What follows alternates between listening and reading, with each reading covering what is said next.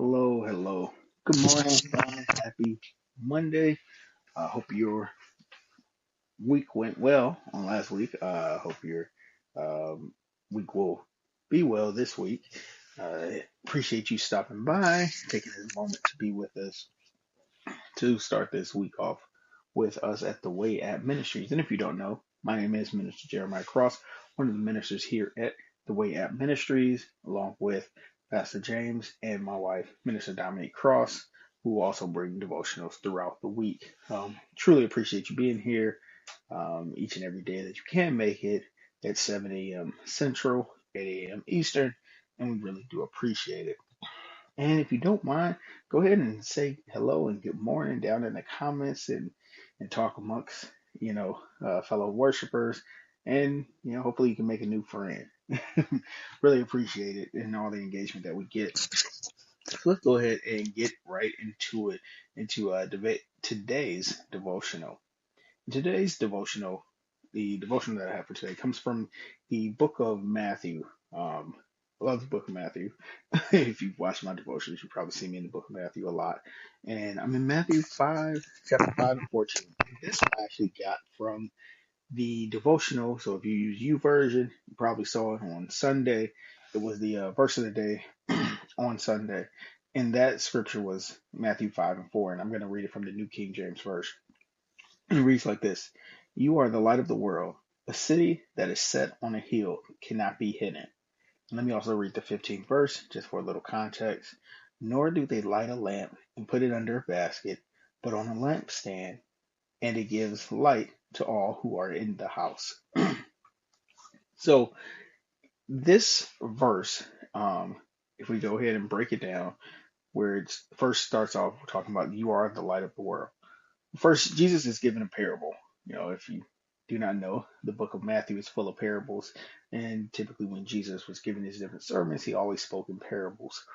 But this parable is very important because the Jewish people of this time, they would reference light a lot and be a crucial symbol in the Jewish culture.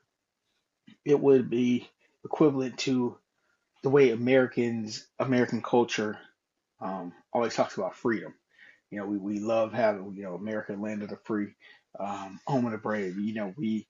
That's who we are. We sometimes identify ourselves by our freedom. The Jewish people would identify themselves as being the light, as being light. That is how they would control light. So think of it as being you are the freedom of the world.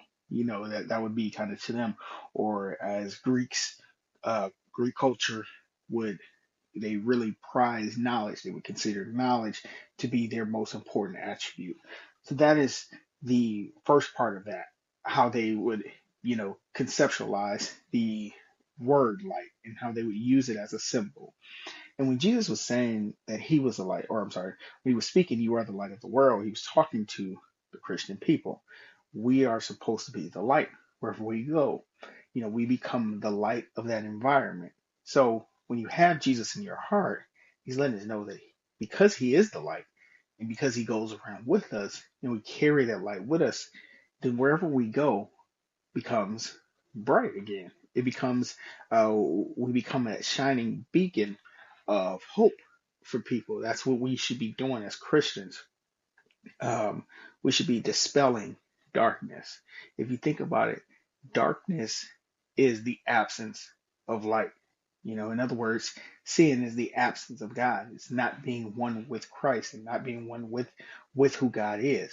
But if you allow Christ to come into your life, you'll begin to see clearer.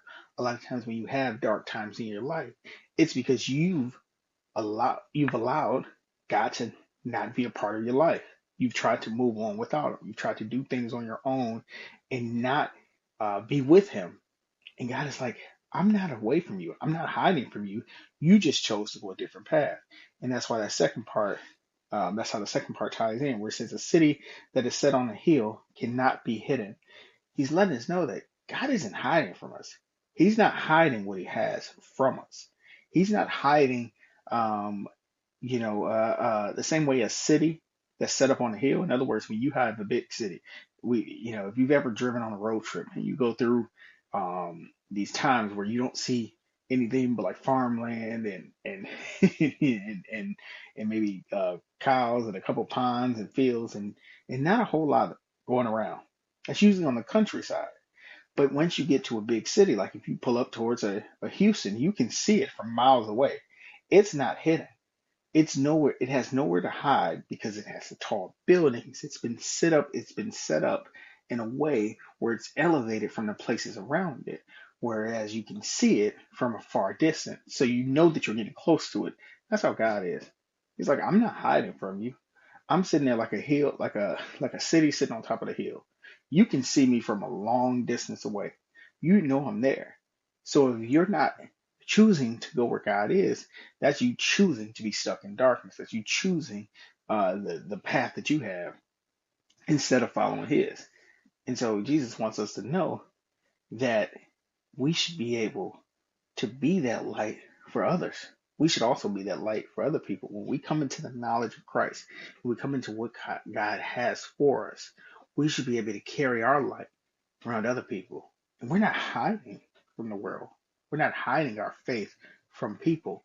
We're allowing people to see us so they can have a glimmer of hope, so they can choose to come towards Christ and not away from Him. We shouldn't be putting our light under a basket, in that 15th verse where it says, nor do they light a lamp and put it under a basket. When you catch on fire for God, don't allow your light to be dim because you don't want to show it to other people. But it says, but on a lamp, put it on a lampstand, and it gives light to all who are in the house. In other words, everybody around you can see where they're going because you have allowed Christ into the home. You've allowed Christ into your space. You've allowed Christ into your job.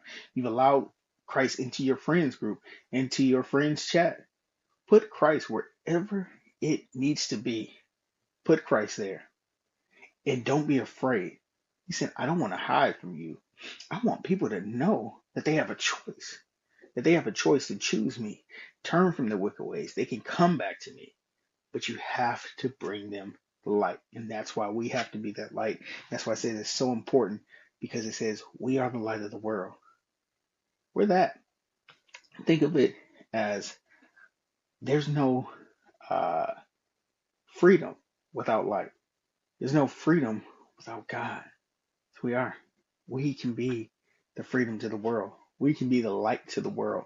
They just need to see us, see the God in us, and we can't be afraid to show that God. So don't dim your light, whatever you may be going through. If you think you're in dark times, God is still there. We just have to look for Him. We have to chase after Him. So may the Lord bless you. May the Lord keep you. And may the Lord continue to keep His light inside you as you go up and down your